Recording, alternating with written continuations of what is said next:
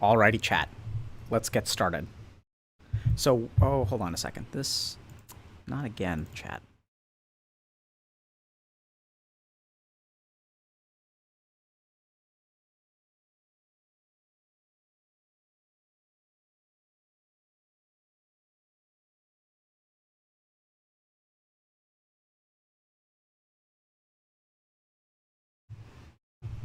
Muted? Muted? Testing, testing, 1, 2, 3. Can y'all not hear me? Is this muted? Fixed? Yeah. So, welcome to another stream, chat. Hold on a second. Let me see if I can fix my camera. I gotta just move my setup like every single day. So, welcome to another stream. Hope y'all are doing well. It's nice to see y'all 2 days in a row. So welcome to another Healthy Gamer GG stream. My name is Alok Kanoja. I'm a psychiatrist practicing in Boston. Just a reminder that everything we discuss today on stream is intended to be for educational purposes and nothing is intended to be taken as medical advice. So if y'all feel, if you guys have any questions or concerns, please go see a licensed professional. So today we're going to do a couple of cool things. Okay, chat? The first thing is, I'll just kind of give y'all a quick update. We may have, some people kind of pop in today. We'll see how that goes. But I'm boot camping with Evil Geniuses to prepare for TI, and it's been absolutely awesome. I've learned so much about esports and performance. It's so interesting because I think that sometimes it's easy to forget that like when we're looking at esports, right? We're looking at people who have been playing video games as like a big part of their development since like they were children, right? So like a lot of these like pro Dota players and stuff, like they'll start playing Dota like at the age of 7, and that's like basically like a lot of what they do. So I think one of the most interesting things about esports is that there are a lot of like basics that I think esports players and organizations, even like basics from like business worlds and like, the practice of medicine or finance or things like that, that like can actually be applied in an esports setting. But, it feels basic over there, but that's because if you think about like the development of like the financial industry, it's like the industry has been around for such a long time that it's had a chance to develop. And so one of the biggest things that I found very interesting is how like esports is so young that there's actually like a lot of room to grow and there's like a lot of like low-hanging fruit. Overall, personally, it's been a lot of fun. I feel like incredibly privileged and lucky to be able to be here. So I don't know how else to explain this, but like, when you're a fan of a particular video game or something else, like, 99.99% of people will never, ever be able to actually interact with or be a part of or influence like the things that we're a fan of, right? So like if I'm a huge Star Wars fan, I'm never going to get to interact with like George Lucas. Like that's just not going to happen. If I'm a big, let's say like, Patriots, like New England Patriots fan, I'm never going to get to interact with like Tom Brady. So it's like really awesome to be able to interact with people who I respect a lot and have been cheering for years. And like, it turns out that they're normal humans just like the rest of us, which I think is a big part of what we've sort of discovered at Healthy Gamer is that, everyone is just human. That's just how it is. And that like, no matter how good you are at something or how bad you are at something, like we're all human. And we all deserve like love and respect and kindness and compassion and support.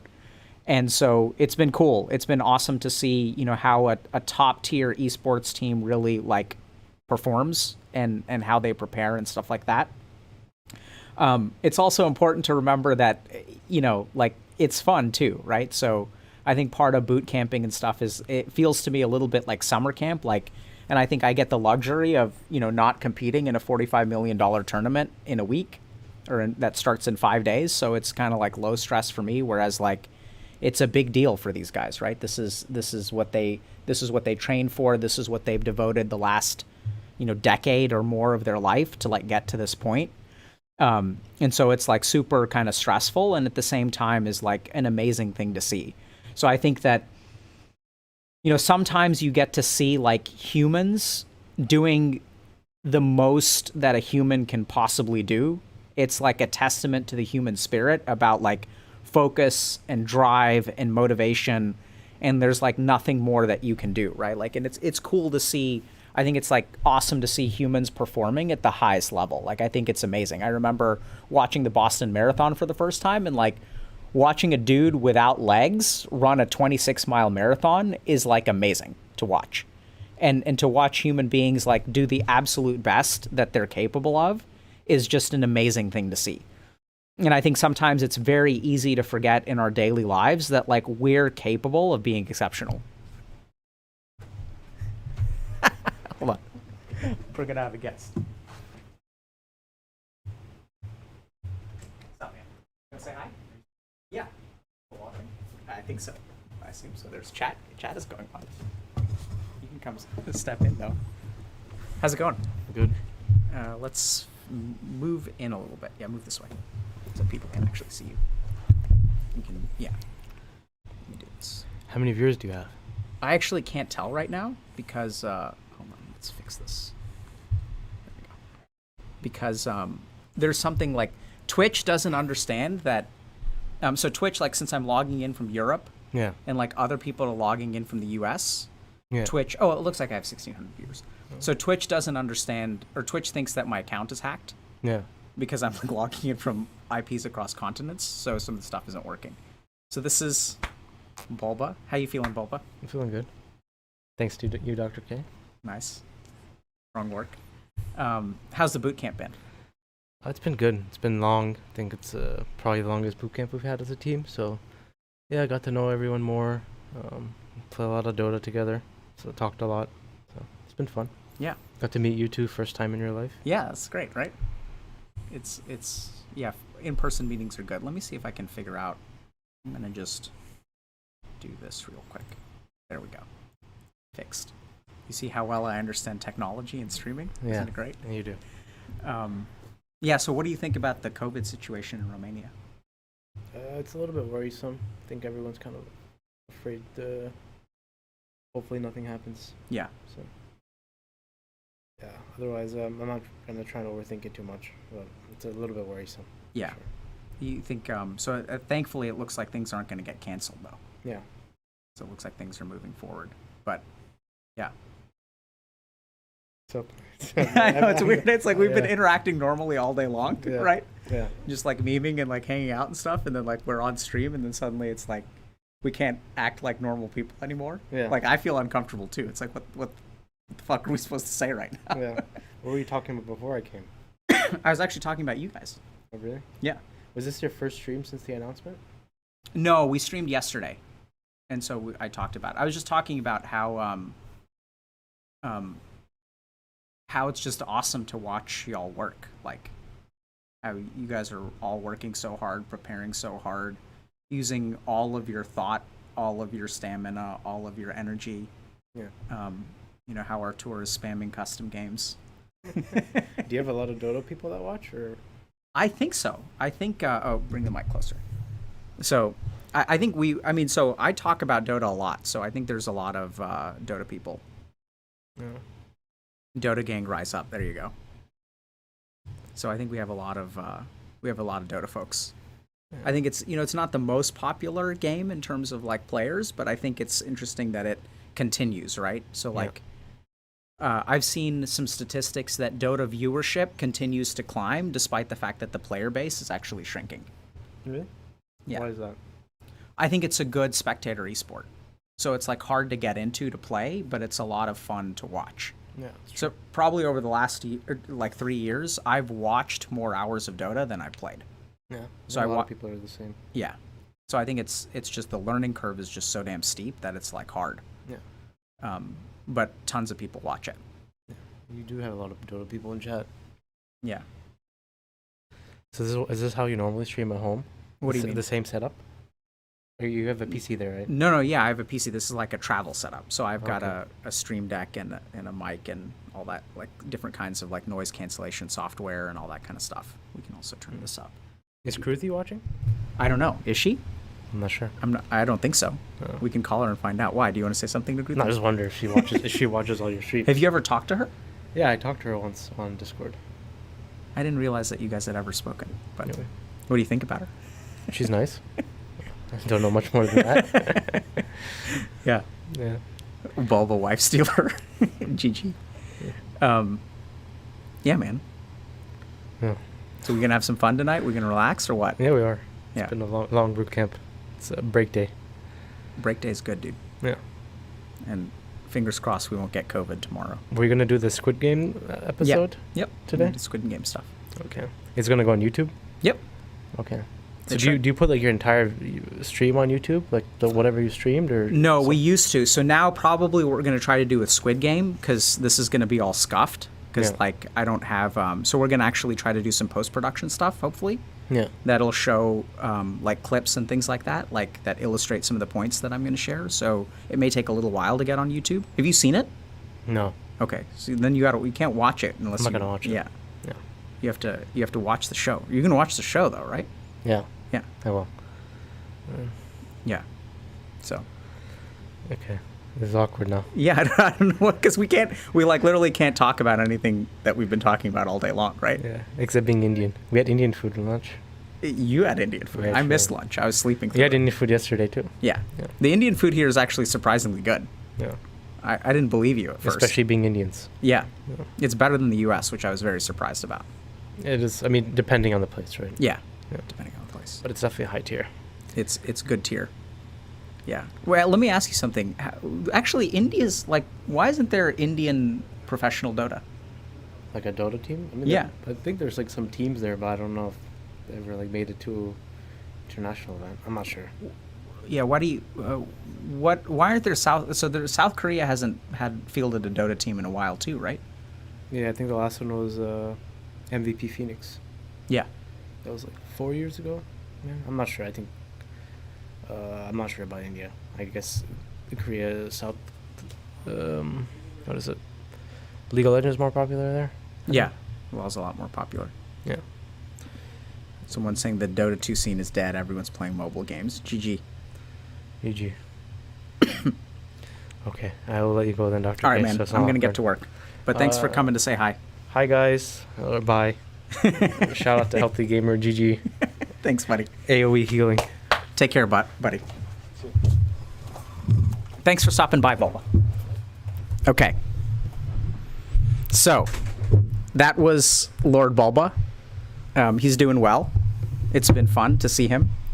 And I know it feels super awkward, dude. It was like weird. Like, I felt it too. It was like bizarre. It felt kind of artificial. I think part of the problem is that we can't actually like talk about anything, right? Because we're prepping and we're streaming. So we've had a lot of different conversations about different things, but we can't actually discuss any of it on stream. But it's been great. It's been a lot of fun. So listen, let's talk about what we're going to do on stream today. I think... so we're going to try something a little bit different today on stream. What we're going to try to do is actually like do sort of like a psychoanalysis of Squid Game. And then if we have time, we'll review some Reddit posts. Hopefully we'll do that. So here's what we're going to do. So we're going to do something like a psychoanalysis of Squid Game. There are a lot of disclaimers that I have to toss out. So the first is that, I think it's I'm doing it for fun, and it's sort of like more for entertainment than education. So what we're going to kind of do is like, I'm going to give you guys a list of like diagnoses and see if y'all can pair up like which character in the game has what diagnosis. And so this is like very irresponsible in some ways. So like, let me just explain a couple of things. So the first is that to actually obtain a diagnosis is an in-depth and like careful process. So when I do a real diagnostic interview with like a human being, it takes like 90 minutes to 2 hours. I'll ask somewhere between 40 and 100 questions. And so there's like a lot of like specificity and carefulness that goes into it. So today what we're going to do is just kind of slap diagnoses on people to sort of illustrate certain points, because I do think that part of the reason that I wanted to do this, in terms of like, even though it's, a little bit irresponsible, like people will but I do think that there's a value to it because I think there's a big stigma around mental illness. And I think that when popular media like portrays mental illness, I think it can actually be useful because it illustrates like certain points and helps people like understand or maybe even identify with some of the characters. And if you identify with some of the characters or some of the traits sound like they kind of feel like you, I would strongly encourage you to go see a licensed mental health professional and like actually get help. So the other thing to understand about Squid Game is that it's like fiction, right? So not only are we not asking them questions, but we're also like, it's all like everything is like blown up by like 10 times. So things are more extreme. It's a very like unrealistic scenario. And I think a lot of the portrayals of like mental health and diagnoses are sort of like exacerbated or exaggerated. So let's just keep that in mind as well. The third thing is that when I use the phrase psychoanalysis, we're not talking about actual psychoanalysis. So that's like a deep process that has a lot of different theories. Basically, what we're going to be doing is like kind of hypothesizing about different diagnoses, but colloquially, when people talk about that, they use the term psychoanalysis. So we're not actually doing psychoanalysis here. It's just, that's not what we're doing. But overall, and then the last disclaimer is that, you know, there's going to be like huge and massive spoilers for this. So if you guys have not seen Squid Game, like don't watch this. Like, go do something else and come back and watch it. So we're not going to hold back on the spoilers at all. I'm going to assume that everyone here has seen it. Part of the reason I wanted to do it now is because if you guys have seen it, it'll be fresh in your mind. So I'm going to talk about particular scenes. Okay, so we good? Yeah, if you want to go watch it right now, like now is the time. So let's get started. Okay, so this is what we're going to do, all right? I'm going to go ahead and start by giving you guys kind of a list of diagnoses, or like it's not necessarily diagnoses. So what we're going to try to do is pair up some of these like conditions or psychological phenomenon with different fictional characters, okay? So our categories are going to be like depression, bipolar, anxiety, addiction, an attachment disorder, PTSD, reaction formation, or suppression, actually. So these are like defense mechanisms, sociopathy, and borderline personality disorder, okay? So if you guys are not familiar with what these are, that's actually like perfectly fine. It's not that big of a deal. For those of you that are a little bit familiar with this, I encourage you to kind of think a little bit about what, who you think has what, okay? So let's go ahead and get started. So we're going to start with, so what I'm going to do is like, we're going to start actually at the top. So we're going to start with the main character. And once again, I'm going to butcher these pronunciations, so I apologize. So this is like the main character of the show. His name is Gi-hun, right? Let me just make sure that okay, so it's the right overlay. So let's just talk a little bit about Gi-hun, or the English, whatever, that's sort of how they spell his name. So this is a guy who's like, first of all, he's broke, right? So he doesn't have a whole lot of money. And then like the first thing that he, like in the first episode, what he does is he steals his mom's credit card, withdraws cash, takes his money to like a horse racing place, loses some money, bets again, and then wins, right? So then he's thrilled. He's got a bunch of cash. He is divorced and like makes big promises to his daughter, and like his daughter sort of isn't disappointed when he fails to deliver on his promises, right? She kind of knows what her dad is like. She knows her dad is unreliable. She knows that he's gonna like make big promises and not live up to them. And so then what happens is Gi-hun like joins the Squid Game out of like desperation, right? And then he goes through the Squid Game, and once again, huge spoiler alert, he wins. And so then he gets this huge pile of money. In theory, all of his problems should be solved. And despite the fact that all of his problems are solved, he like is a bum for a year, drinks booze, and then kind of randomly like goes and colors his hair, and then doesn't kind of know what to do with himself. And he's going to go see his kid. He's going to go like live a normal life. And on the verge of actually boarding the airplane and like, going to see his kid and maybe living a regular life, he turns around and decides to walk away from the airplane. And the presumption is that he's actually going to join like Squid Game round 2. So like the diagnosis here is absolutely like gambling addiction, okay? So this is a guy that, just can't stop. So like, despite the fact that he, it seems like he has a regular, kind of like buddy that he goes and gambles with. He's broke. Probably part of the reason that he's broke is it appears that he's had like several jobs, but he can't like store money away. It seems like he's, failed to show up for his daughter like several times. And yet we like him, right? So he's like the protagonist. We're kind of rooting for him. Like we feel sorry for him, despite the fact that he's got this like crippling gambling addiction, that despite the fact that he's got a bunch of money and can basically like AFK for the rest of his life, he actually decides that he's going to go and like play again. So there are a couple of important features of gambling, pathologic gambling, or behavioral addictions. So one of them is impulsivity, and the second one we're going to talk about is like future discounting. So the brains of people with behavioral addictions tend to be like more impulsive. So they have difficulty restraining their impulses, and they also have difficulty sort of planning for the future, and they tend to choose short-term gain over like long-term gain. So there are experiments that have been done in people who have behavioral addictions. And what we've discovered is that if you take someone with a behavioral addiction, you're like, I'm going to give you $1 now or $10 tomorrow. The person with a behavioral addiction is more likely to choose $1 now than someone who doesn't have a behavioral addiction, who will go for like the long-term gain. And we kind of see this in his life, right? Like no matter like what his situation is, he's going to go for that, high yield short-term play, like irrespective of his situation.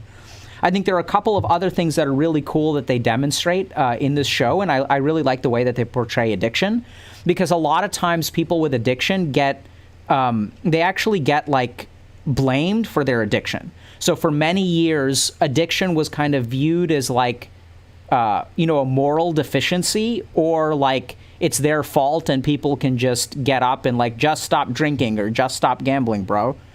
And so it's sort of viewed as a moral disease. And I think that if you look at episode 6 in particular, right? So like the reason that episode 6 is so powerful is because we know that Gi-hun is a good guy.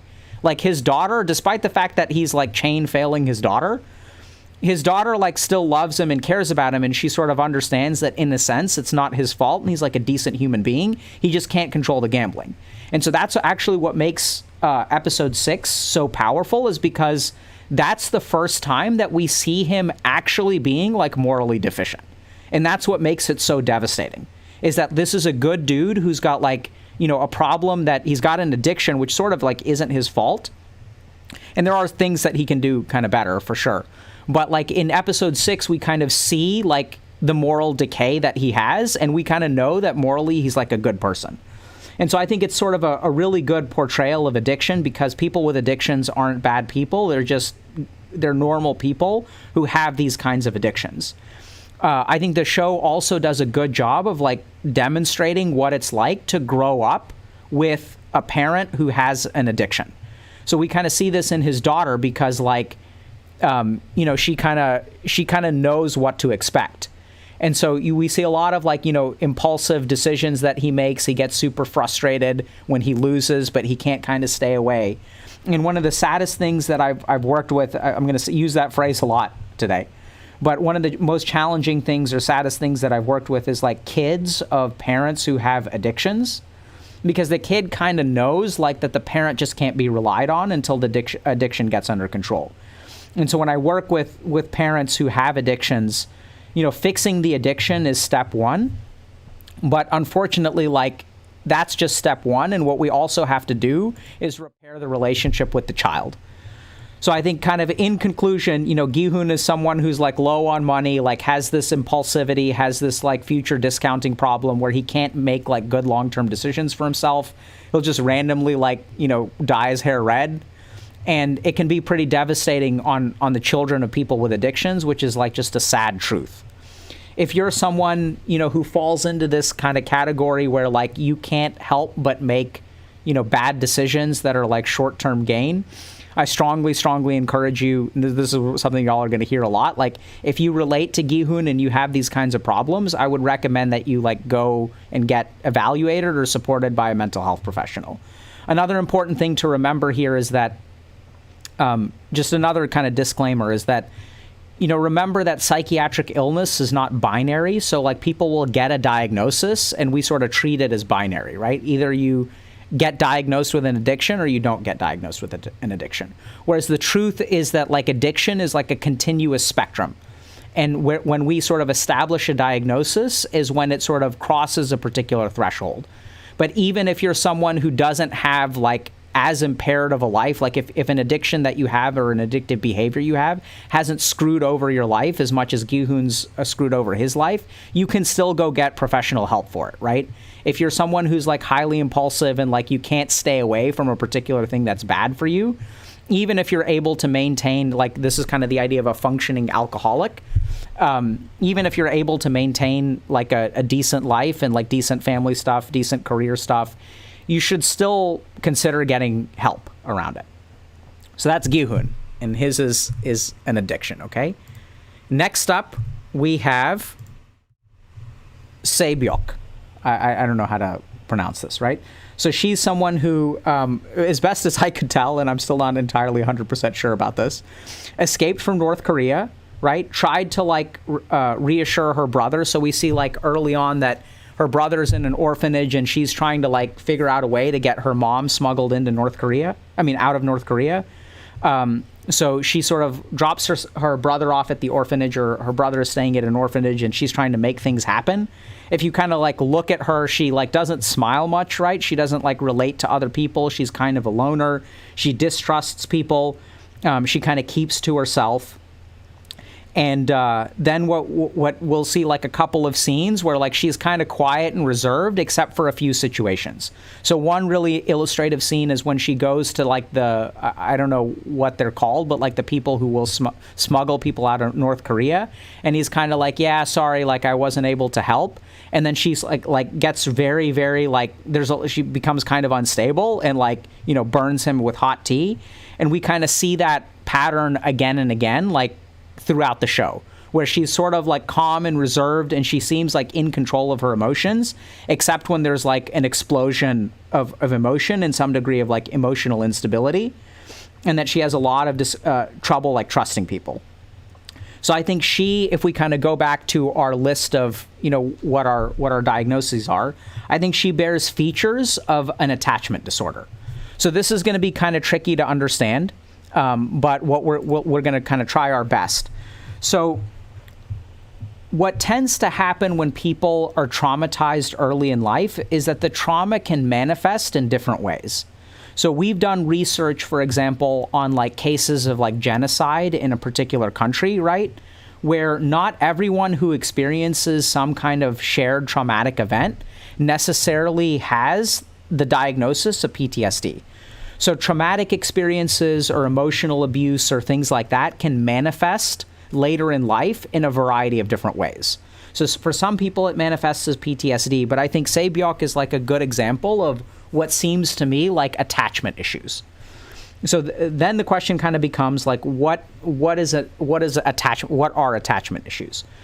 So there have been a group of researchers that really looked at something called attachment theory, and attachment theory is kind of an exploration of how human beings form connections.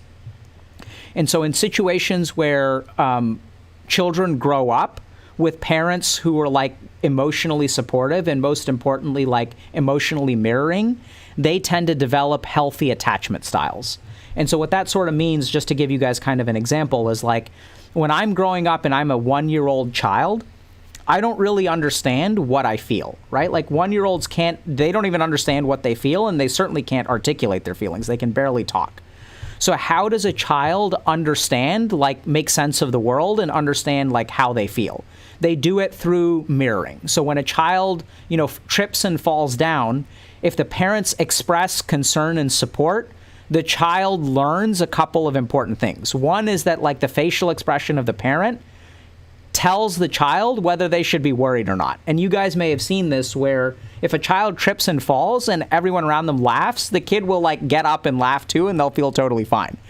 If the child trips and falls and everyone panics, then the child will start crying, right? So what the child feels is actually determined by sort of the facial expressions of people around them. And so what happens in healthy attachment is that a child grows up and when they get hurt, the parents around them will express concern. They'll be emotionally supportive. So not only does the child understand what they feel, they also come to understand that the world is like a safe and secure place. Because when I trip and fall down and people like treat me with like love and respect and care, I begin to see the world is like a place that is going to be supportive of me, right? And if the world is going to be supportive of me, then I can learn to trust the world and trust people in the world. The flip side of that is people who grow up in households where parents are not good at emotional mirroring or not good at support or like traumatic kind of situations, in which case the world is not a safe place. You know, you're growing up in a PvP zone versus a PvE zone. And so like the PvP world is like very dangerous because people can attack you, right? Parents, like when kids trip and fall and you've got a parent who yells at the child for being an idiot and being clumsy, suddenly like when the child needs emotional support and TLC, instead what they're getting is like blame and like anger and frustration from the parent. And so that's the kind of stuff that sort of results in attachment disorders. And so disorders of attachment kind of have a couple of like key and common features. There's a lot of specificity to what I'm saying. But the key features are like a difficulty like trusting people, right? A difficulty with like social problems and like a difficulty with like emotional ability. So people with attachment problems have difficulty forming relationships with other people and like learning how to trust other people. So I see this a lot, for example, in people who have difficulty forming like romantic relationships. So some people may be able to like date initially, but then they just can't like let their guard down and be vulnerable with another human being. They can't trust another human being to like take care of them. So instead they have to always have their walls up and can't form real authentic connections. And what we see with Sae-byeok is that she's not like a bad person or anything, or maybe you can argue that she is, but she seems like a decent human being who just grows up or believes that the world is like a distrustful place. And where did she kind of learn that? She learned that probably like presumably growing up in North Korea and like, people not caring for her and like, she's like just inherently distrustful. And we kind of see this in people who have problems of disordered attachment. And so as a result, they have a lot of difficulty like forming relationships with other people. So if you're someone who kind of grew up, in a situation where your parents maybe weren't consistently supportive, or you grew up kind of like in today, you sort of think that the world is like an unsafe place, like operating in the world gives you a lot of anxiety, like you can't trust people, you can't count on people, you can't form connections with people because you have your guard up. That sort of makes me think about attachment-related issues. There isn't a discrete diagnosis here, by the way, but I still think that it's worthwhile to kind of go see a licensed mental health professional. Okay? So that's Sae-byeok, attachment issues. So next, what we're going to do is actually talk about a less, kind of more of a side character, because I think it forms a nice contrast. Next person that we're going to take a look at is Ji-yeon. So this is a character that, once again, is like kind of quiet, right? So she kind of keeps to herself. She's not sort of quite as volatile as Sae-byeok is, but she's sort of a loner. She doesn't really care about forming connections. She's kind of AFK. She just sort of joins up when she has to. And she's just kind of like AFK and kind of chilling, right? So she doesn't like say a whole lot. She doesn't do a whole lot.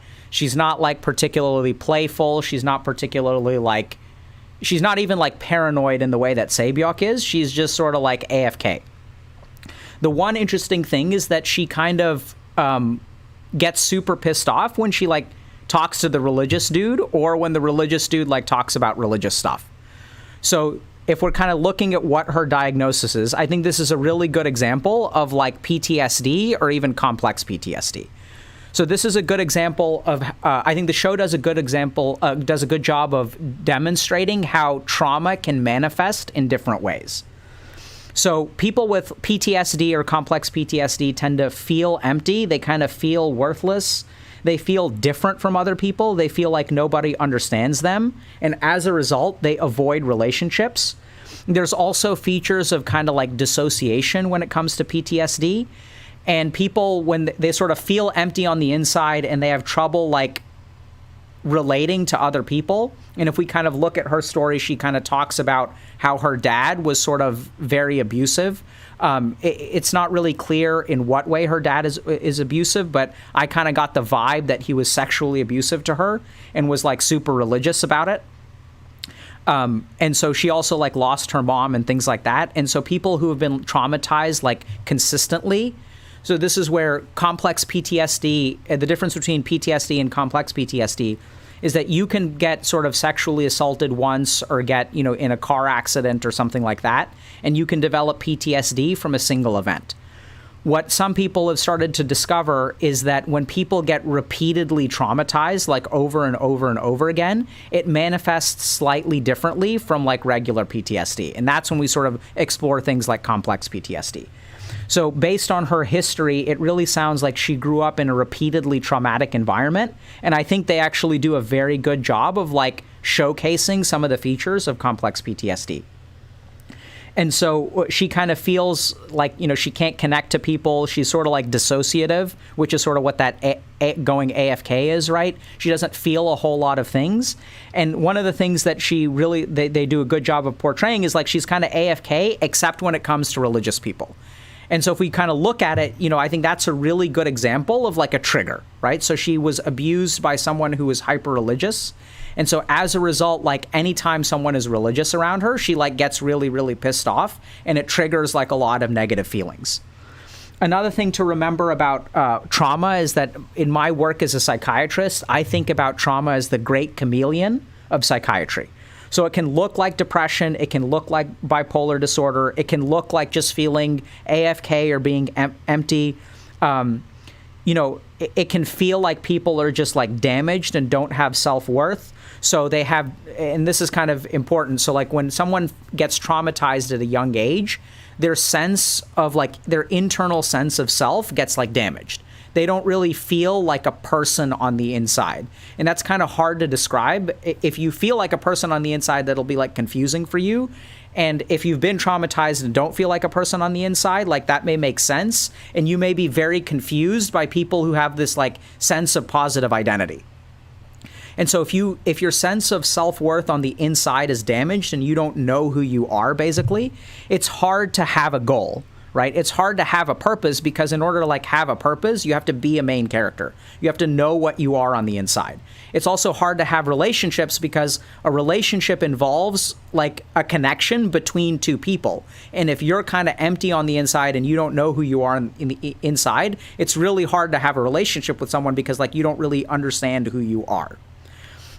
So I think trauma is kind of interesting because it really can masquerade as all kinds of different things. Right? They can masquerade as people being checked out, or some people may look at Ji-yeon and say like, oh, she's depressed. But I really think it's a good kind of media portrayal, like a simplistic kind of hyperbolic portrayal of CPTSD or complex trauma. So the last thing that I'll kind of point out is that like, so people with complex trauma tend to feel like they're worth less than other people.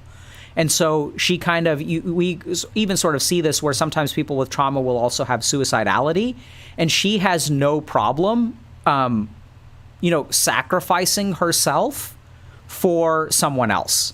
And so this in a show is kind of like very positive, right? Like we feel like, oh my God, she's like so like she's such a good person, and she like sacrifices herself for her friend, and we'll get to that relationship in a second.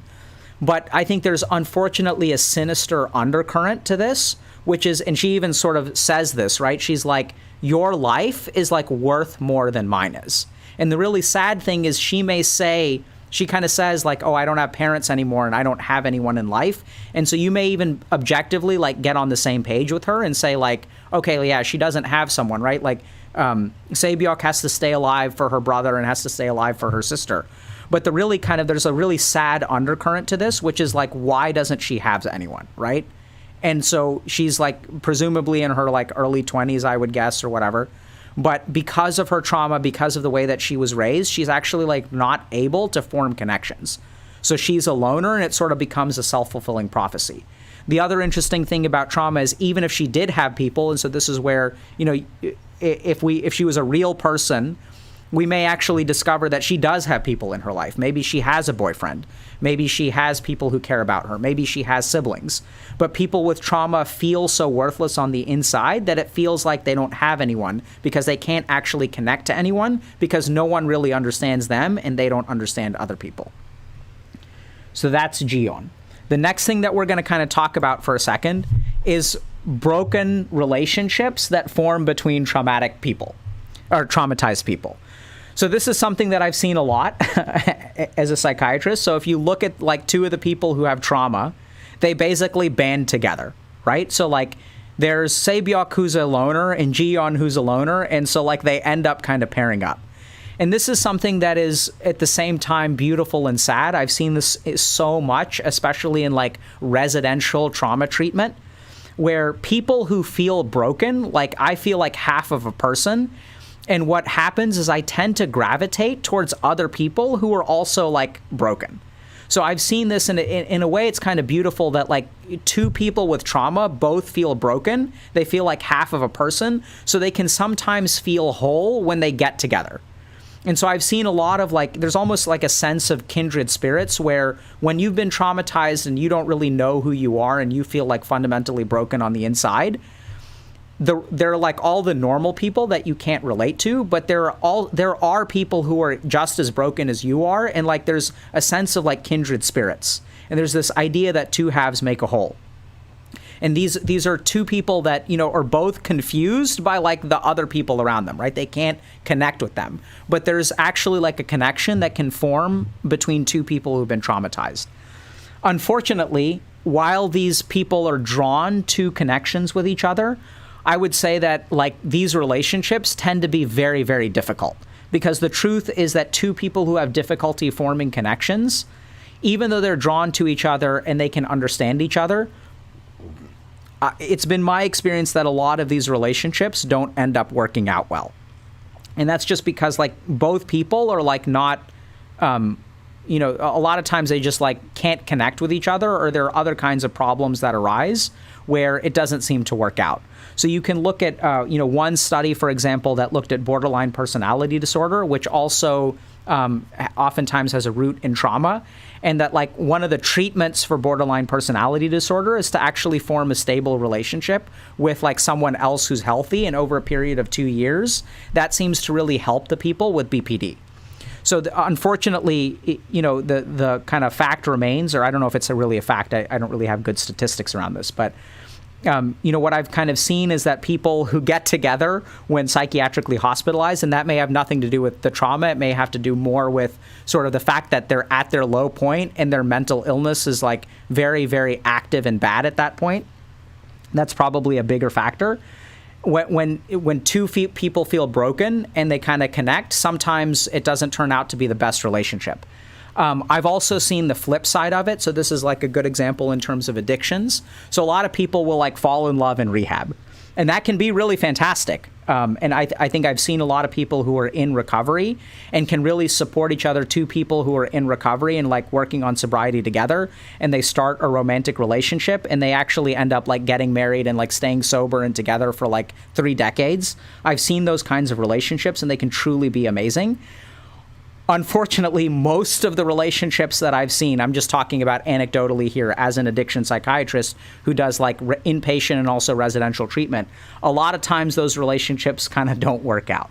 So if you're someone who's been traumatized, you know, it sort of makes sense that you'll sometimes be drawn to other people with trauma, but just be careful about that relationship. You know, recognize that that's going to be something that could be hard for you and could be hard for the other person, and that it's going to take a lot of like perseverance and compassion for that relationship to really work. Okay? To be fair, most relationships in general don't last. That's very true, right? So I think there are a lot of caveats to what I'm saying. I just wanted to kind of comment on this phenomenon that I've observed, that sometimes people who are broken are attracted to other people who are broken, and they can feel like a real and genuine connection in that way. Whether that's a good thing or a bad thing, honestly, like, I don't know the data. I've seen both scenarios. When it works out, it's actually like really amazing. And unfortunately, most of the times it seems like it doesn't work out great. Trauma bond is serious, absolutely. right? So that's where I think it's important to remember that, like, you can bond with someone who's had a trauma without muddying that relationship with some kind of romance or sexuality, right? Like, you can absolutely form a healthy trauma bond, and that's what we see in treatment, right? People will, like, get really close to each other. In recovery is a good example of, like, very, very powerful bonds that are formed because people are, like, walking a journey together that's difficult. And sometimes they'll screw up that bond by, like, contaminating it with other relationships, like going into business together or romance. Okay, so let's move on. So next up, we have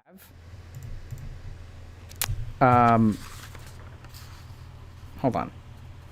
Did I? Yeah. Sorry. So next up, we have Minyo. I don't know exactly how to pronounce her name. Han Minyo.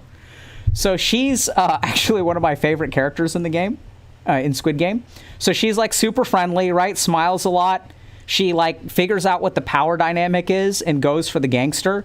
She, her relationships tend to, like, turn on a dime. So she'll be, like, super into someone 1 second and she'll be, like, not into them the next second. She's also, like, quite manipulative, and she's also hypersexual. So she's, like, willing to have sex at the drop of a hat. And so I don't know if you guys have a guess for this, but I think she is unfortunately the classic media portrayal of a woman with borderline personality disorder. So this is something that I think is actually, like, really unfortunate in media portrayals. But when people, like, try to demonstrate borderline personality disorder, they always make it a woman. And there is evidence that women are more likely to be diagnosed with borderline personality disorder than men. But I do think basically it's like it's propagating something that may be statistically true, but sometimes I find it to be sort of like a harmful stereotype. So a lot of shows or movies will have, like, kind of this idea of the crazy ex-girlfriend, and that person will have features of borderline personality disorder. So BPD is characterized by a pattern of unstable relationships, mood fluctuations, like somewhat manipulative behavior, and the psychological defense mechanism called splitting. So we're going to talk about splitting for a second. So people with BPD, the core problem here is that their sense of self, like other traumatic illnesses, so some people who experience trauma early in life will develop something like BPD. So you can have kind of attachment issues, you can have PTSD, you can have complex PTSD, you can have BPD. You can also have, like, light versions of all of these things. So sometimes as psychiatrists, we won't diagnose someone with a disorder, but they sort of have what we'll call a borderline personality structure or organization. So it's not that this person really has an impaired function, like they can function normally in life, but they kind of have the psychological vulnerabilities that someone with BPD has. So these people, to other people, they feel very manipulative. And what's going on here? The core issue with BPD is that these people, someone with BPD's identity, and I'm oversimplifying here, okay? So you guys have to take this with a grain of salt. Who they are is determined by how they're treated. So if I'm treated with love and respect, I have a lot of self-esteem. But if I'm treated like crap, I will feel very, very worthless. And so this may be true to a certain degree of all people, right? Like if I get bullied by my entire school, like I'm going to feel like crap. And if I get treated like the best thing since sliced bread by my entire school, I will feel really amazing, right? I'll feel like egotistical and I'll feel great about myself. So this is a common element of like human psychology, but with BPD people, they're very, very sensitive to it. So, you know, they will feel amazing one day, and like the next day, if people like are slightly like if someone doesn't answer their texts, or, you know, people don't like respond to them the way that they kind of want to be responded to, their mood can really, really crash. So this sort of results in mood fluctuations. They're not bipolar. Like a lot of times people with BPD will like be diagnosed or think that they're bipolar because their mood fluctuates very, very rapidly. But their mood is heavily influenced by the way that they're treated. They also end up being manipulative, but I don't think that a lot of this is like conscious manipulation. What these people have sort of learned from like the way they've evolved and adapted is that if I feel loved, like if I can get someone to express love towards me, I will feel loved and I will be someone who is worth loving. So their identity is determined by the way that people treat them. And so what that sort of results in is like a lot of like manipulative behavior. So if I'm feeling unloved on a given day, I may express thoughts of suicide, or I may like express thoughts of like, you know, I'll do things that will make people care about me. Right. So I'll kind of like, you know, I'll do things that kind of evoke in other people like a desire to like take care of me and love me and like treat me with like, you know, like kid gloves and hug me and protect me and all that kind of stuff. So what these people will do is that I think a lot of people who are in relationships, not necessarily romantic relationships, but with people with BPD, is they'll feel like stuck and emotionally manipulated into kind of loving someone. So we'll also see this with like parent-child relationships, where parents who have BPD will like sort of emotionally hold their children hostage. So if you're in a relationship with someone with like a borderline organization, what that person feels like is what I would call an emotional hostage. Because if you try to pull away from them, if you try to like set boundaries with them, if you start to be unavailable to them, they'll escalate very rapidly and like force you into caring about them and not leaving and not taking a break. We also see this in some unfortunate cases with treaters, who when they go on vacation, like the person kind of falls apart, or the psychiatrist or therapist will feel like if I go on vacation, this person is going to like get hospitalized or may try to commit suicide. So unfortunately, people with BPD will sometimes hold people emotionally hostage. And that's where the kind of manipulation comes from. There's also a lot of like splitting going on. So what this means is that if they're interacting with some people, they will love some people and hate some people. So we'll see that, you know, for example, the person with borderline personality disorder who's hospitalized. So these are people who are at the lowest of their lows. So we try not to judge them for this because it's sort of not their fault. They're under a lot of stress. What they'll do is they'll like either love the doctor and hate the nurse, or they'll hate the doctor and love the nurse. And so what they tend to do is like create kind of social strife by kind of idealizing some people and really like viewing other people very negatively. So we'll also see this in other social situations where like they'll think that one person is like, you know, amazing and perfect and awesome, and everyone else is like terrible and crappy or things like that. So that's splitting. So they basically think very black and white about their relationships. And what this kind of results in when you have these high mood fluctuations, when you're very like sensitive to other people's opinions of you, when you kind of hold people emotionally hostage, when you try to manipulate people into treating you a particular way or not abandoning you, right? So a lot of times people with BPD will have a fear of abandonment, and we kind of see that in Minyo and the way that she works with like the gangster, where she's like, promise me that you'll never leave me, promise me that you'll go through this. So people with BPD will oftentimes like try to extract promises of fidelity from other people. And they'll kind of like, you know, try to guilt trip you because you promised. I gave you everything that you wanted. Please love me. Please don't ever leave me. There's kind of this fear of abandonment. And what it does is it kind of drives people like a little bit crazy. So it can be really hard to be on the other end of that relationship. And so what that results in is very unstable relationships. So people with BPD in unfortunate cases will kind of use sexuality to feel loved. They'll like love and hate very quickly, and they'll sort of result in like unstable relationships. So she's kind of a good example of sort of the worst characteristics of people with BPD. One thing, I think it's another important disclaimer to toss out here, that she's kind of like kind of a textbook or a fictional case of like the worst aspects of BPD. The good news is that I've also worked with a lot of borderline personality disorder folks. I actually really, really enjoy working with them. It's some of the most gratifying work that I've ever done. And I think they respond really, really well to some like Eastern principles of like discovering who you truly are. The best evidence-based treatment of BPD, in my opinion, is dialectical behavioral therapy, which has a large component of like mindfulness and like discovering who you are. So the good news is that, you know, if you have BPD in real life, you're not like her. This is what I think is really unfortunate about media portrayals of BPD, is they like make them seem so unsympathetic. And then if you're like, oh my God, I'm this kind of person, like you're not this kind of person. She's like an absolute fictional version of BPD. And the real truth is that like people who have a borderline organization or people who have BPD are actually like wonderful, awesome people. They can be like wonderful people who just have these kinds of vulnerabilities and tendencies, but with help and support and patience, they can like, you know, they don't have to give in to those tendencies. They can actually conquer it. And there are studies that have been done that have shown that essentially like BPD can be like, you know, with good treatment and stable relationships, someone who acts this way in a year or two can actually no longer meet criteria for BPD. The behaviors kind of go away, you know, not necessarily completely, but they're like no longer pathologic. So that's her.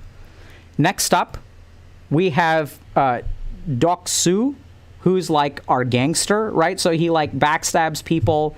He's a criminal. He's dominating. Like he doesn't really mind killing people. You know, he's kind of like the first villain in the show. And so if we kind of go to our, you know, what's his diagnosis, hopefully you guys can get this one, but it's sociopathy. So, so he's a great example of what I would call a low-functioning sociopath.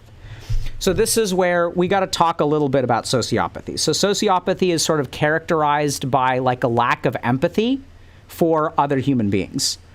So what this kind of means is that they don't like, you know, most human beings have sort of this internal moral compass that helps us understand like what is right and what is wrong.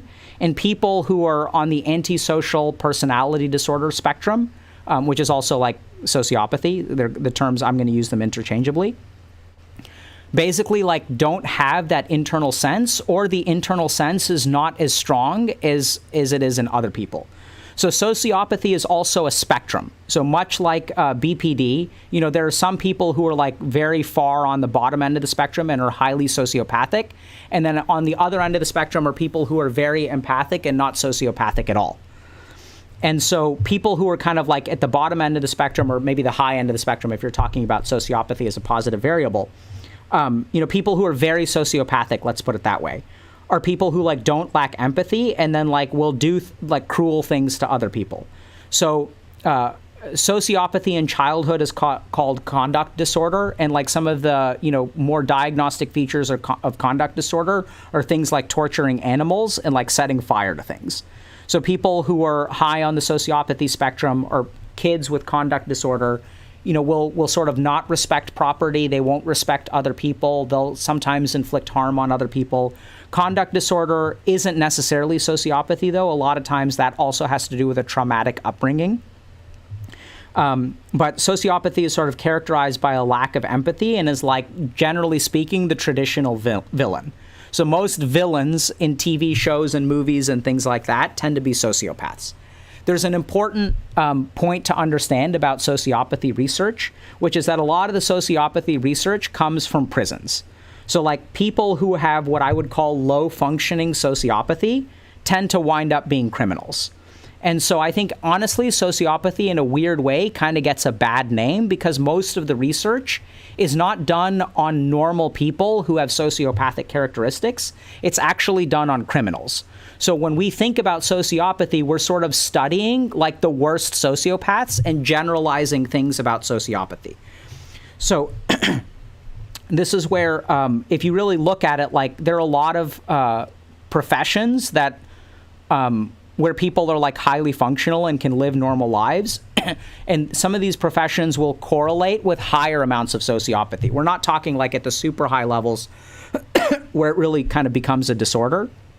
But if you look at things like executives, even if you look at things like professions like sometimes surgeons or psychiatrists, sometimes they can actually test highly on the sociopathy scale compared to the normal population. And the reason for that is that these professions require some amount of like emotional numbness, right? Like if you are a psychiatrist and like you have patients that are committing suicide because like that's the population you work with, right? Like that's sort of what, I mean, that's just what's going to happen. If you're a psychiatrist and you work with like the sickest populations that have the highest chance of suicide, then you are going to be dealing emotionally with a lot of suicide. As a result, you have to learn how to numb your emotions to kind of survive in those sorts of situations. CEOs kind of also have to do this sort of thing, right? Like if you have to lay off 1,000 workers, it's protective or adaptive to be like a little bit callous at heart. The other thing to remember is that sociopathy is like a part of human evolution, right? So these people exist. And if they exist, there must be some kind of adaptive advantage to it. And we kind of see that in Squid Game, because like this person really excels in this competitive cutthroat environment. So this is also where you'll see people with like high sociopathy sort of excel in particular environments. So he also, you know, isn't worried about killing people. He doesn't really demonstrate remorse. He forms alliances not out of care or support or anything like that. All of his alliances form out of self-gain. And so he's also kind of like this classic demonstration of like a male sociopath. So this is also where we have to toss in another disclaimer, which is like, if you get diagnosed with sociopathy, it does not mean you are this person, right? This is a caricature. He's a fictional representation. He's like the worst characteristics of sociopathy, like embodied within a fictional character. This is also where, generally speaking, in media portrayals, you'll have women who get women tend to exemplify the worst characteristics of BPD, and men tend to exemplify the worst characteristics of sociopathy. So next up, we've got Ji-yeon. So this is a dude who's kind of quiet, doesn't really form a whole lot of very close connections. He's kind of like, he's not quite AFK, but he's like kind of like neutral. He's going to try to win. You know, you can kind of see, I think they do a really good job of showing and not telling here, where like, you know, the main character Gi-hoon is so happy to see, sorry, this is Sang-woo. So Sang-woo is smart, he's successful, he's, you know, he's in finance. He got into some kind of problem with like fraud and embezzlement. He's sort of desperate. He's kind of image conscious. He winds up being, you know, I guess the second villain. And I think they do a really good job of catching a lot with his facial expressions. Whereas like Gi-hoon is like very genuine and wants to be friends and like wants to work together. And Sang-woo is kind of like holding back a little bit, right? He works together out of, he forms alliances also out of self-gain. And there's the episode where he kind of has the idea of like the sugar game and like, you know, what we're going to have to do. And he's sort of, he remembers that in the sugar game, like, okay, like you should have an easy shape, right? So, but instead of like sharing this information with his team, he actually goes ahead and like says, hey, we should split up. So he actually subtly tries to sandbag and kind of actually get Gi-hoon killed, right? So his diagnosis is actually sociopathy as well. So he's a good example of what I would call a high-functioning sociopath. So this is where, like I kind of said, that if you look in some industries, people test highly on the sociopathy scale. And so he feels some degree of empathy, right? He's not completely like cold-hearted and numb. He does some amount of caring, but he actually shares a lot of features with the gangster, right? He's going to like kind of throw people under the bus. He's going to go for himself first. He's going to try to form alliances for self-gain. He's very competitive. He's sort of immoral and has this ends justifies the means kind of attitude. I'm going to do whatever it takes to win. He'll sort of throw people under the bus. And frankly, I've seen a lot of this in finance. So when you work in investment banking and private equity, unfortunately, there's a lot of like cutthroatness to it, right? Some people are kind of cutthroat. They're gunners. I also see this in medicine, and doctors can sometimes test higher on the sociopathy scale than the average person. So in medical school, you'll have some students who are like gunners, like they're going to be number one. And if they have to leave a trail of like, you know, failing medical students behind them, they're willing to do that. They're the kind of people that will ask for notes, but if you ask them, they'll be like, sorry, I don't have them, and they'll actually lie to your face. They'll also do things like throw people under the bus. So we'll see this kind of in you know, different kinds of work environments. You may know people at work who will be the first to claim credit, but they're like hyper competitive and they'll kind of throw you under the bus if you do something wrong. So I think this is a better example of what I call kind of high functioning sociopathy. So these are people who are less empathic, are kind of highly competitive, and we can see how sociopathic characteristics can result in, like, people succeeding in the world, right? And we can also remember that Sang-woo, despite being the top of his class and the pride of his like neighborhood, went to Nationals, Seoul University, or whatever NSU is, and then rose in finance, was super successful, and then got into some fraud and embezzlement kind of stuff, right? And so if we look at the industry of finance, like, no one's that surprised that people in finance are doing like shady stuff, right? You can look at like the GameStop stuff, the GME stuff, Citadel Securities and Robinhood, and like people are just doing shady stuff in finance. People did shady stuff in finance in Enron. They did shady stuff in 2007, 2008. And so like a lot of people, like there are some industries where these high functioning people who are sort of higher on the sociopathic scale, but are actually really smart and don't wind up in jail, where you find these people. So he's kind of an example of a high-functioning sociopath. The good news is that they do feel empathy, right? And Sang-woo isn't all evil. He's not like the gangster. And I've also worked with a lot of sociopaths who do feel empathy, want to try to be good people, and they can actually be like very good people. I think he is also a negative portrayal of it, where when you put him into the pressure of a life and death situation, he's going to choose himself first. And they do a good job, if you watch his like facial expressions of like between the first episode and the last episode, his internal struggle, and sometimes he helps people and sometimes he doesn't, right? And so they kind of do a good job of that. And even if you're a high functioning sociopath, I've worked with a lot of them. I mean, they don't really meet criteria for the illness. They're not really, don't have the disorder, but they kind of have a low empathy, sort of ends justifies the means kind of makeup, right? They're kind of Machiavellian.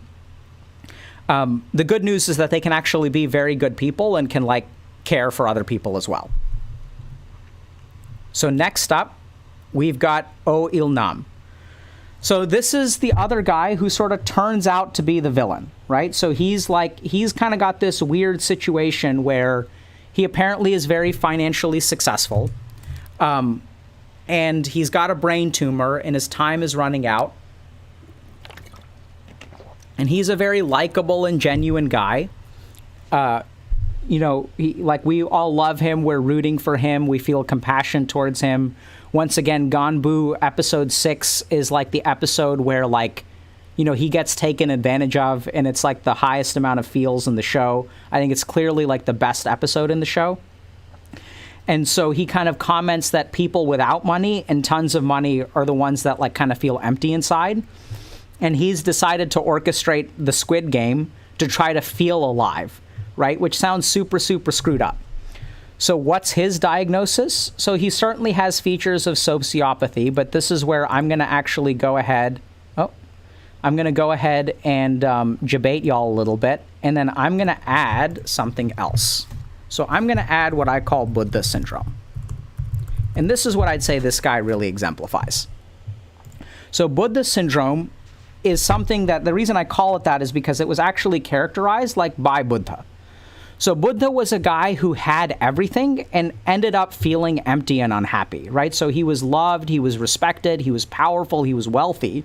And then he kind of wakes up one day and sort of like feels empty inside, and he's like, this does not bring me happiness. So he sacrifices everything, he gives everything up. So it takes a slightly different approach from Oh Il-nam, who Oh Il-nam is like, in order to feel alive, I'm going to create the Squid Game and fight for my life. And if you guys even look at like red light, green light, you can see Oh Il-nam really enjoys the games, right? He longs to feel alive in some way. And so he like goes back to his childhood and stuff like that to try to recapture some sense of happiness before he became rich and before he became successful and before he started to feel empty. And so Buddha sort of described this, and what Buddha sort of discovered is that like no amount of money will necessarily buy happiness. And I think there are some issues with that. But what Buddha basically discovered is that like suffering and contentment doesn't have to do with material things. Now, there's some scientific research that kind of opposes this, right? So if you look at research on happiness, for example, that like happiness does correlate with material security for sure, up to a particular point. So my personal take, trying to reconcile Buddha's approach, which I think there's a lot of wisdom to, and science, is that money is necessary but not sufficient for happiness. So money will protect you from, feeling despair on some level and feeling insecurity, and can protect you from stress. But it is not sufficient to be happy. And success and being rich in life can actually result in feeling empty. And this is something that we see a lot within celebrities, right? So we'll see this in Twitch streamers, we'll see it in celebrities, we'll even see it in trust fund babies, which is these people seem to have everything and yet they're not happy. And this is where personally I feel a little bit frustrated, because it's been my experience. I've had, rich and privileged patients who commit suicide. And I've had, poor and persecuted patients commit suicide.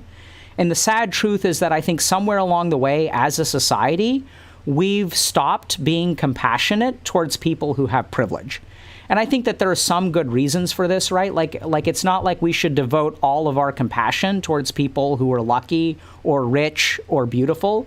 I do think that we should try to devote a lot of our resources and our care and our compassion in a lopsided manner towards people who have it worse off than people who are lucky or rich or successful. But I do think it's fundamentally wrong that we don't demonstrate compassion towards people who are suffering in any way, shape, or form. And this is where, as the internet or as society, we tend to have a very love-hate relationship towards people who are celebrities, right? So a good example of this is when Robin Williams commits suicide, the whole world is there for him.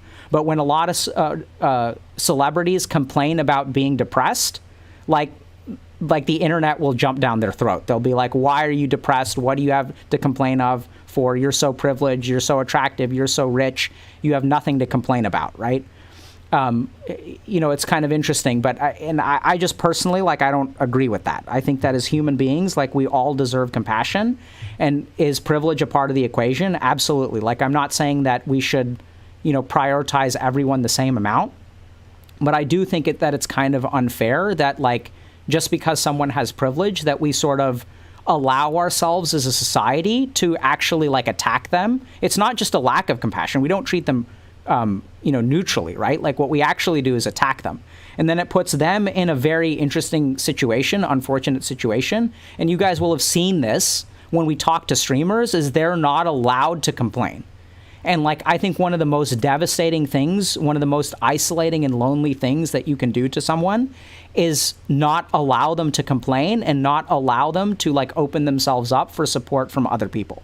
And it's super kind of sad. And I think this is where actually our community in Twitch has been really fantastic, where, there are super privileged people who have come on our stream and have shared with the world that their life is not perfect. And I really love this community, because this community rises above the judgmentalness of the internet, and we treat people the way they deserve to be treated, right? We look past hatred, we look past political differences, we look past wealth and power and beauty, and we can treat people with compassion. And I think if we genuinely want to make the world a better place, crapping on people who are lucky is not the right way to do it. So he, at the end of the day, has what I would call Buddha syndrome, which is that when you're privileged, you start to feel empty in life. And I much prefer Buddha's method of kind of resolving that, which is to, seek the true meaning of happiness through introspection and meditation and exploration, as opposed to create a game where people have to kill each other to survive. I think there's also a theme that is kind of lived out in Saw as well, if you guys have seen the Saw movies, where he's trying to help people discover life through trying to kill them, which I don't think is a good thing to do. So we're going to go ahead and pause for a second. So this has been sort of my exploration of Squid Game. I think it's a wonderful TV show. It's super hype. And I think it actually does a really good job of portraying, caricatures of mental illness. So I do think that, if you watch these things, I don't want y'all, if you guys don't understand these diagnoses and haven't met people like this, I don't want you to walk away from this thinking, oh, this is what sociopathy looks like, this is what PPD looks like, this is what addiction looks like. They do a good job of portraying it, but remember that real humans who suffer from these problems are very, very complex and have like a lot more to them than what the show portrays. At the same time, I think the show does a good job of showing like how good people and bad people can struggle with like mental health issues. I think the show is a beautiful exploration of trauma because it shows like how trauma can manifest in so many different ways. And I like it because I think they're doing a good job of like hopefully destigmatizing mental illness. Now, you can absolutely make the argument that what they're also doing is stigmatizing mental illness, which I think is probably somewhat true, especially when it comes to things like BPD and sociopathy. So, you know, I hope to, part of the reason that I'm sort of sharing this with y'all is because I thought it was really interesting. I think it's cool that media is starting to really incorporate like aspects of mental illness into their portrayals of these stories. I think that mental illness is on the rise and like 30 to 50% of people suffer from something or other. And, you know, I think it's really neat that like they do this. One of the things that I'm super curious about is like how they do this. Like, is this something that they consulted like a psychiatrist or a psychologist for? Or is it just within the consciousness of the people and of society that like people know that this kind of stuff exists and trauma can affect people in these ways, which I think would be super cool. I did have one teacher, I didn't have like a really close relationship with them, but there was one teacher at Harvard Medical School, a psychiatrist who like consulted for TV shows and stuff like that. And so I do know that that happens.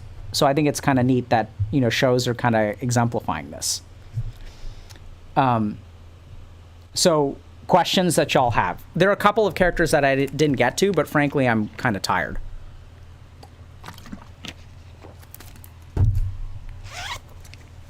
If you guys want to, we can do one or two more, but yeah, so in its defense, I think the show is based on a large number of people who have done bad things. Absolutely. So that's a great point. So remember that this is a show that's like demonstrating people under huge amounts of stress. And the way that I think about, you know, mental illness and especially personality disorders is that these people can be completely normal. But when you put them under periods of high amounts of stress, some of these deeper vulnerabilities get exposed. Right? Like the internal weaknesses when you're put under pressure is like when you crack. And based on your personality organization structure, it determines the way in which you crack. So Ali. So I can talk about Ali quickly. So this Ali is kind of interesting. So the two people that I didn't talk to is the hyper-religious guy and Ali. So I think Ali is a good example of what I would call like cultural conditioning. So if you look at Ali, he has, you know, he like values himself less than other people. So he keeps on addressing other people as sir. He doesn't like need respect from other people. He kind of like gets bullied by other people, right? Like he kind of like is a doormat. And this is kind of interesting, but I think this is absolutely like cultural conditioning. So the unfortunate truth is that in India, and not just India, but in India, I understand it really well. You know, there used to be a caste system, or there still is a caste system. It used to be worse. It's gotten better, but it's still very present. And so, like, people are taught, like, the idea that all human beings are equal is not something that the average Indian, at least 30 years ago, grew up with. There's, like, a tier of quality of human, right? So there's, like, a caste system, and, like, some castes are better than others. And you'll see this in India where there's, like, the servant class, and then there's, like, the wealthy class now. Those are the biggest things.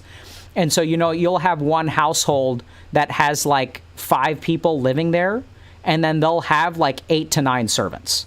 And the servants get paid, you know, very, very little amounts of money. Like they don't aspire to much, and everyone just sort of accepts that. That, you know, like the servants will eat in a different way. I think Downton Abbey is like another good example of like a class-based representation of society, right? And some people in Downton Abbey are like uppity and they want to be better than what they are, and some people like think that that's really bad. So I think it's basically cultural conditioning, and he's probably like a low caste person, which is what you tend to see. So a lot of these like low caste people are forced to like leave the country to look for work elsewhere because they don't have good prospects in their home country. He's actually not Indian. I think Ali is Pakistani. So I think in the Indian subcontinent, you'll see in South Asia, you'll see this. I assume in Pakistan. I just don't have a whole lot of experience, which is why I'm talking about India. You'll see it in Bangladesh too. So there's a lot of, for example, workers that will leave the Indian subcontinent and will go to the UAE, will go to the MENA region, will emigrate to, I guess, Korea and stuff like that. They're basically looking for a better life. It's something that, my family did. So my parents emigrated from India and came to the United States looking for a better life. They were, generally speaking, higher caste people. So their ambition and their self-respect, like they understood as human beings that they were like sort of entitled to some amount of like success and fair play. And I think that was like a big part of like why they emigrated and why they became doctors and stuff like that.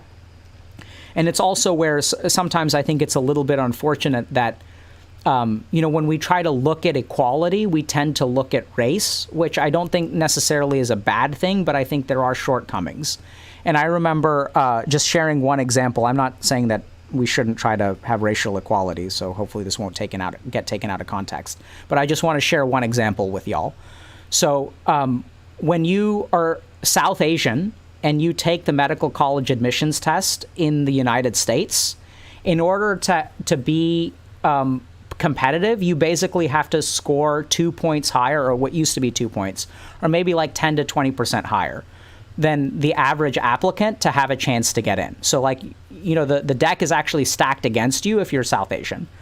So that I think sort of makes sense because in the United States, you have like tons of like Indian doctors, right? And like because the people who emigrated, most of the people who came to the United States were successful and prioritized academics. So for example, like I had certain advantages, like my parents could pay for like a medical college admissions test prep course, right? So I've got like some systemic advantages which sort of explain why on average like we do better. And also like the medical colleges are trying to like not have, 50% classes who are South Asian. So they sort of like will treat South Asians slightly differently. I think the downside is that unfortunately medical schools sort of don't recognize or don't have the sophistication to account for like poor Indian people. So if you think about the Indian subcontinent, most of them didn't grow up with the privilege that I grew up with. So I was basically a mentor to a low caste Indian kid, a Dalit was the caste that they were in, from like South India, and like he was screwed. Like he had none of the advantages that I had. His parents were poor. His mom and dad were both like cleaning people at a hotel where they worked illegally for less than minimum wage. And they were actually like victims of, I think, a predatory hiring practice of like higher caste Indian people. So they came to the US to give opportunities for their son, and they got paid like $3 a day plus like room and food. And so they were actually victims, and like the Dalit kid that I was advising like had none of the advantages that I had. But when it comes to medical college admissions, like he checks a particular box, and when he shows up for an interview, he's actually playing with the same disadvantage that I am. So I don't actually begrudge the disadvantage that I dealt with, because at the end of the day, I still got into medical school, even though the deck is stacked against me. And that's because I think it sort of balances out. I think, unfortunately, the Dalit kid, that kid was kind of screwed, right? So he gets judged based on the color of his skin and gets plays at a disadvantage. So I hope that as we really start to move towards more sophisticated avenues of equality, I would love it if society could give that kid a break that he deserves. But going back to Ali, I think that Ali is just a good example of this kind of cultural conditioning of different castes and different different a class-oriented conditioning.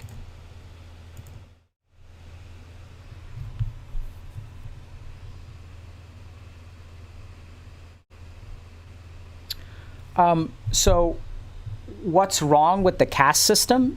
So I'm not necessarily saying that the whole I don't know enough about the caste system to say that it's blanketly wrong. But I do believe that it is unfair. So I think it's like unfair when some people grow up and are in a situation where they like basically are trapped, right? They don't have resources. They don't have education. Their parents aren't educated. Their parents don't emphasize education. Their parents can't earn money. I think that that's unfair. Like, I think it's unfair that some people are born with so many advantages, and like, I don't think that it's good for a cultural system to propagate inequality. And my understanding of the caste system is that it does propagate inequality. Now, if you say that the caste system does not propagate inequality, then I'll accept that because I'm not an expert in the caste system. I'm a psychiatrist. I'm not a sociologist. I didn't grow up in India, right? So I understand some stuff about caste, but that's as a second-generation immigrant who grew up in East Texas. So if people are going to make arguments that the caste system is good, like, by all means make those arguments, and I'm happy to listen. I'm not saying I'm right. It's just my opinion, and it's not something I'm an expert in. But I do think it's like, I think, like, how can I say this? When I look at the Dalit, and that's why I mentored him, right? So, like, I tried to do what I could to, like, fix it, which is going to be like, hey, bro, like, let me help you because I understand this stuff and I was given opportunities to learn. So what I think is unfair is that, I mean, like, we're not even playing in the same game. Like, it's like, he's playing on ping, like a ping of 400, and I'm playing on like a ping of 20, and we're competing. And, medical schools are going to look at us, not the same, because I think medical schools are, people try. They try to not, on the one hand, they sort of judge people by the color of their skin, but on the other hand, they also try to recognize that, like, there's socioeconomic status. So I personally think that socioeconomic status is a better way to try to, like, balance things. I think it's just harder, right? But I do think that I would like a world where the discrepancy between the advantages that I was given and my Dalit mentee were given were less. I think it's unfair to him. And it's my understanding, and this could be wrong, that a lot of that is propagated by caste. And if you say otherwise, then by all means, tell me I'm wrong and explain it to me. I would love if someone could post a little bit. If you guys think that the caste system is good and is helpful, I'd love to see a subreddit post about it.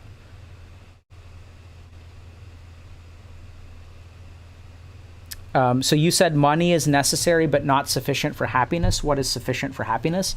I think detachment. So devoting yourself to detachment is the key to happiness.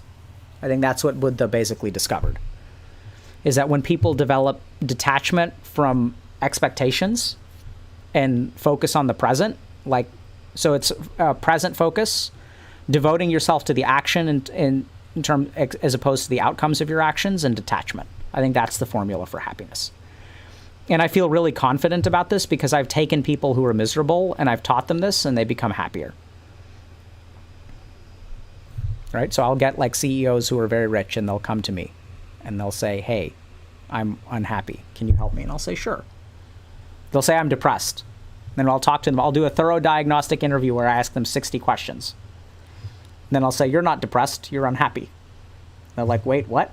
What do I do about that? I'll be like, let me show you.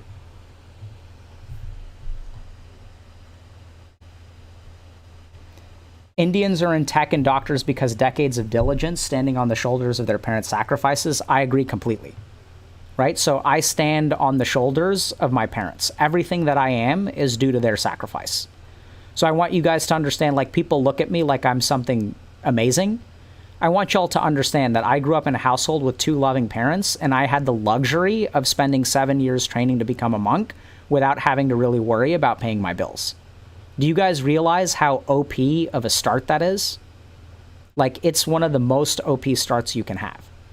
And so it's my belief that if you're someone who's born with privilege, I can still suffer, by the way, so I'd appreciate some compassion when life is rough for me. But I believe it is my responsibility to, like, take my spawn and then, like, build alliances with other people who had less advantageous spawns, right? Because we're in this game together. It's co-op. So if I have a really good spawn, it's my job to help people who like didn't have as good of a spawn to even things out, because that's the only way it's going to work. Actually, that's not necessarily true. It's my solution. So I tend to focus on helping people directly. There are lots of people out there who will propose political solutions, passing laws, advocacy. All of those things are great too. It's just not what I specialize in. So I don't know how to get a law passed. And it's my experience that, you know, some of those systems like need improvement, and like the way the sausage is made is just too complicated. So I prefer to just help. I'm just going to mentor the Dalit kid instead of like lobby my congressman. Not saying it's the right way. It's just what I know how to do. And it's my advantage. I didn't go to law school. I went to med school.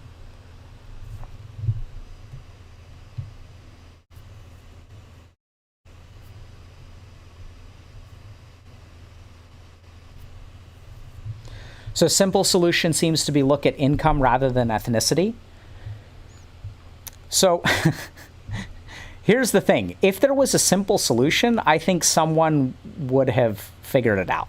So my experience of solving inequality is that a simple solution is not going to work, right? Like if you really look at, for example, like becoming healthy is not easy. It's a multifactorial solution. It involves exercise, it involves diet, it involves meditation, it may involve coaching, it may involve therapy, it may involve watching YouTube streams, it may involve having, a yard where you can garden, it may involve having a pet, right? So having a pet correlates with like increased life expectancy and better mental health. So to say that the solution to mental health problems is just to send everyone to therapy, it may seem like a simple solution because that's the treatment for mental illness. So like, let's just send everyone to therapy. I disagree. I think the solution to mental illness may involve therapy, but it may also involve like getting people pets if they want one, improving social connections, helping people get off of social media, helping people exercise, helping people like support each other, doing things like group coaching where like people can learn their value, their internal sense of self-worth. I think that there's a lot of answers to it. I'm seeing that this thing is picking up.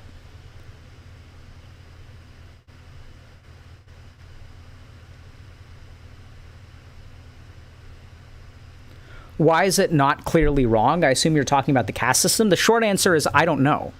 Like, I'm ignorant of the caste system. I'm not an expert in the caste system. So I know this sounds kind of weird, but I think a lot of people on the internet will judge things that they don't understand. Like, most people will judge things that they don't understand. So I've seen this a lot. Like, people will, this is Dunning-Kruger 101. That the more ignorant you are of something, the more simple it seems, and the quicker you are to, like, have an answer. I think, honestly, if you look at a website like Reddit or Twitter, what most people should say is, I don't know. Like, if the correlation between opinions and, like, understanding things was 1 and 1, 90% of Twitter would be people saying, I don't know, I don't know, I don't know, I don't know. Because most people don't know things. We're happy to have opinions about things. It's the way our brain is wired. Our brain is wired to construct the illusion of certainty out of ignorance. That's what it does. So the reason that I don't think it's clearly wrong is just because I don't understand it. Like I said, I think it's wrong, but I haven't done a thorough study of the caste system and its advantages. We may discover that it has advantages.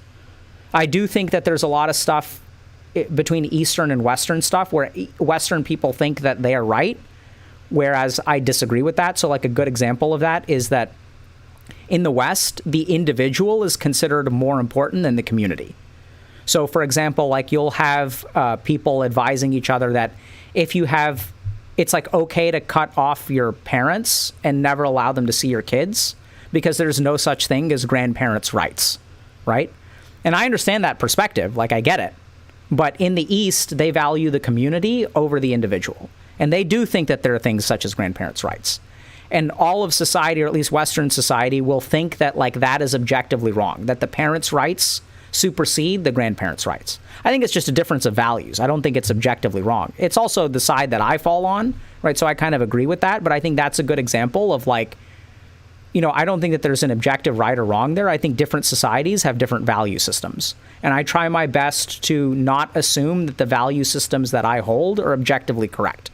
Because overwhelming research demonstrates that, for example, most of the humans in the history of humanity do not believe their religion after a thorough and critical analysis of all of the religions and then picking one. Most human beings believe their religion because that's what they were exposed to. So human beings also confuse objective correctness with the value system that they grew up in.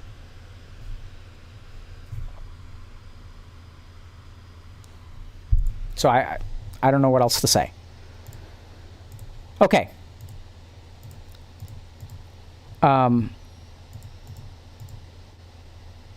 So I'm kind of wiped. So I'm supposed to do some subreddit review, but it's been a long week. So I think we may try to stream on Wednesday, and we may have to cut stream short a little bit today. Is there anyone that y'all want to raid?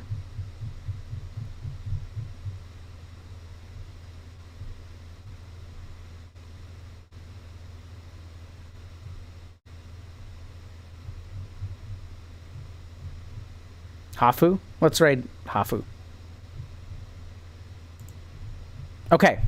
So I hope you guys enjoyed the Squid Game stuff. I know it's a little bit offbeat. We don't usually stream on a Saturday. I just wanted to check in with you guys because I may not be here for a couple of days. And so I will do my best to, we may stream next Wednesday, and we may try to actually make it a little bit of a longer stream, actually. I'm going to do my best to do that. Fire words from Dr. K? How so? Have you met Artur? What do I think of him? I have met Artur, and I think he's one of the most amazing human beings I've ever met. Like, he is an absolute beast of a human. I really respect his attitude. I respect his work ethic. I know that I think he's grown a lot, right? So if you guys remember, like, RTZ from 4 or 5 years ago, like, he's a different person. I think he's a good example of how you can change if you put your mind to it.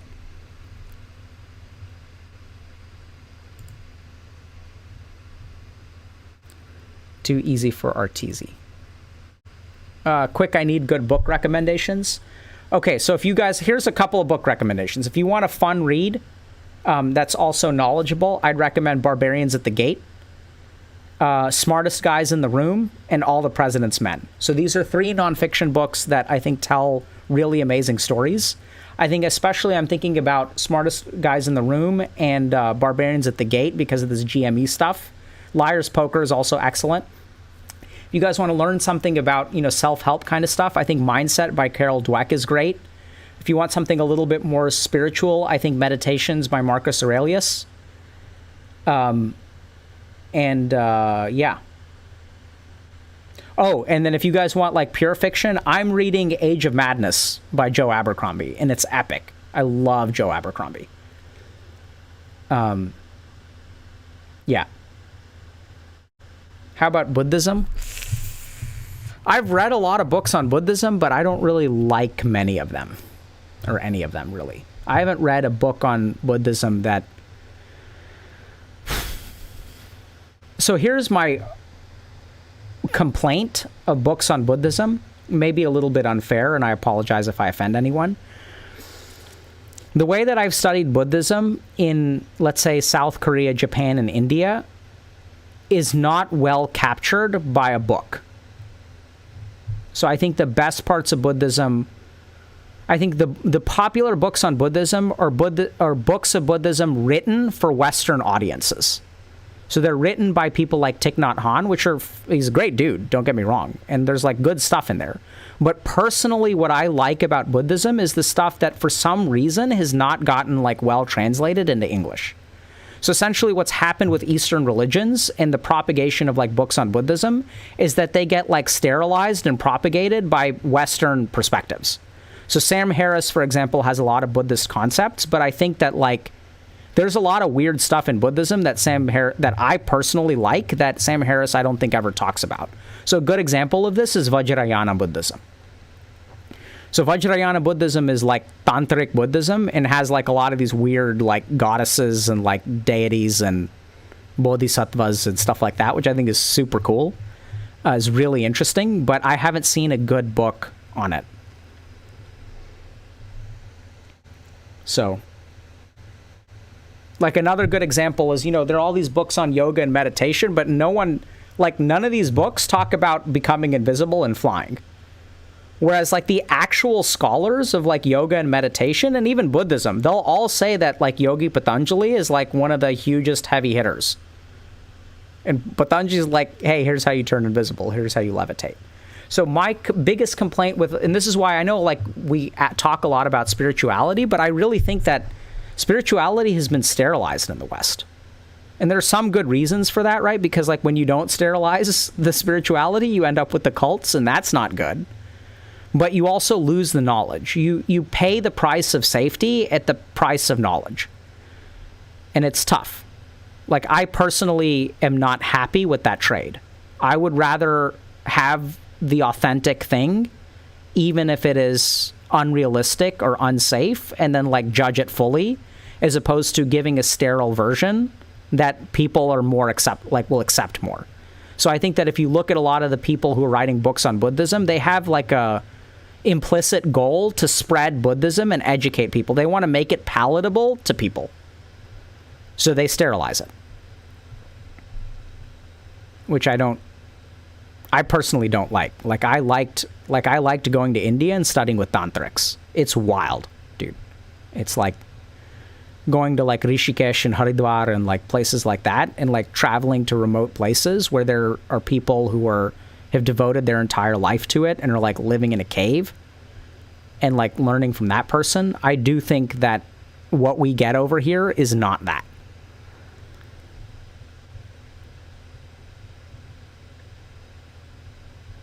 Do you have to climb to a mountain to get to them? Basically, yes. They're in remote places. All right, so let's raid Hafu. And we'll see y'all hopefully in the next couple of days. So stay tuned to Twitter and Instagram. And oh boy. Okay. And so we still have some coaching spots left. So if y'all are interested, go ahead and sign up. We'll see y'all hopefully in the next couple of days, but I'm not quite sure exactly when that'll be, okay? So stay tuned. I've got a lot of stuff on subreddit that I want to try to catch up on. I'd also love to see someone who's like in favor of the caste system post something. Please don't downvote the post to oblivion if you disagree with it. Right, so the subreddit is a place for discussion. I personally have also reevaluated a lot of my perspectives on Ayurveda based on some of the feedback from the subreddit, so I really appreciate those kinds of posts. And so, yeah, we'll see y'all hopefully in a couple of days.